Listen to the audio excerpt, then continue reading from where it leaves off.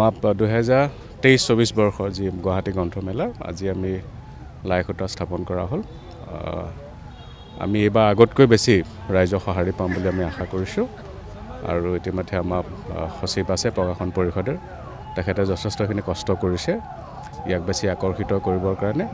মই সকলো ৰাইজকে বিশেষকৈ যিসকল আমাৰ পঢ়ুৱৈ আছে তেখেতসকলক অনুৰোধ কৰিছোঁ এইকেইদিন যাতে আপোনালোক আহে আৰু আমাৰ গ্ৰন্থমেলাখন আৰু বেছি সাফল্যমণ্ডিত কৰে।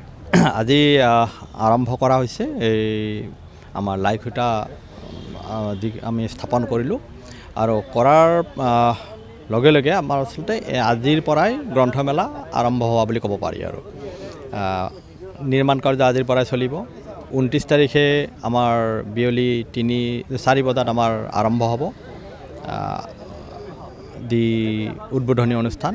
তাত আমি মাননীয় মুখ্যমন্ত্ৰী মহোদয়ক নিমন্ত্ৰণ কৰিছোঁ, তেখেতে উদ্বোধন কৰিব। ইয়াৰ বাহিৰেও আমাৰ এগৰাকী প্ৰখ্যাত লেখক আৰু প্ৰখ্যাত উকিল জে চাই দীপক তেখেত থাকিব।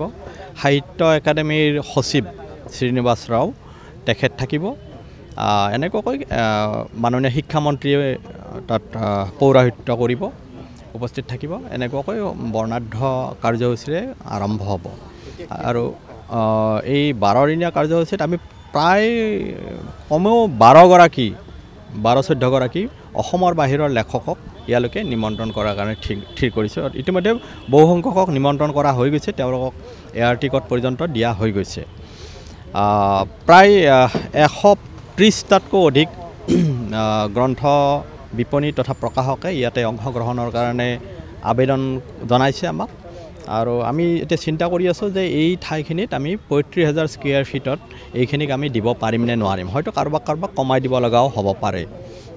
গতিকে যিসকল বিক্ৰেতা তেওঁলোক নিশ্চিত যে ইয়াত মানুহ আহিবই, ক্ৰেতা আহিবই। গতিকে সেইকাৰণে আমি এই গ্ৰন্থমেলাখন সফল হ'ব বুলি ভাবিছোঁ। বিগত কেইবছৰৰ দৰে সকলো থাকিবই, তাৰ ওপৰঞ্চি কিছু থাকিব কাৰ্যসূচী।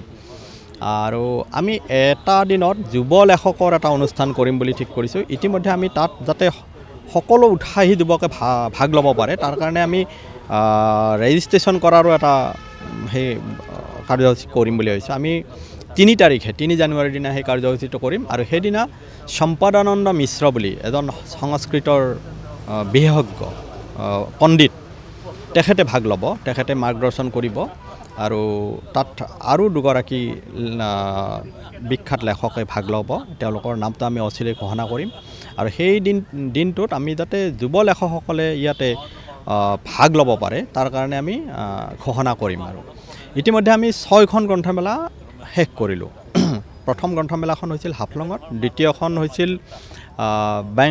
বাংগালোৰত, তাৰপিছৰখন তিনিচুকীয়া, তাৰপিছৰখন শিৱসাগৰ, তাৰপিছৰখন নলবাৰী, তাৰপিছৰখন শিলচৰ আৰু এইখন 7মখন। ইয়াৰ পাছত গোৱালপাৰা আৰু আমি যদি সম্ভৱ হয় আমি তেজপুৰৰ কথাও ভাবিছোঁ, মানে যদি সময়টো মিলে। সময়ৰ নাটনিৰ কাৰণে আমি হেৰি কৰিব পৰা নাই আৰু এইকাৰণে মই সকলোকে আহ্বান জনাইছোঁ আজিৰ পৰা আৰু কেইটামান দিন পাছতে আৰম্ভ হ'ব। আপোনালোকে এই গ্ৰন্থমেলালৈকে আহক আৰু মনে বিচৰা কিতাপ লওক। ইতিমধ্যে আন্তঃৰাষ্ট্ৰীয় কেইবাটাও প্ৰতিষ্ঠানে ইয়াতে যোগ দিম বুলি পেলাই কথা দিছে। পান মেকমিলান ইণ্ডিয়া বুলি যিখন এটা আন্তঃৰাষ্ট্ৰীয় প্ৰতিষ্ঠানে তেওঁলোকেও ভাগ ল'ব খুজিছে। তাৰ ভিতৰত পেংগুইন থাকিবই, তাৰপিছত হাৰ্পাৰ কলিন্স আহিব, এনেকুৱাকৈ NBT থাকিব, সাহিত্য একাডেমী থাকিব, তাৰপিছত বাংলাদেশৰ প্ৰায় 15টা আহিব, কলকাতাৰো বহুত, এতিয়ালৈকে আমি হিচাপেই কৰা নাই কলকাতাৰ, কাৰণ সকলোৱে যোৱা বছৰৰ সফলতাৰ কাৰণে সকলোৱে আগ্ৰহী হৈছে।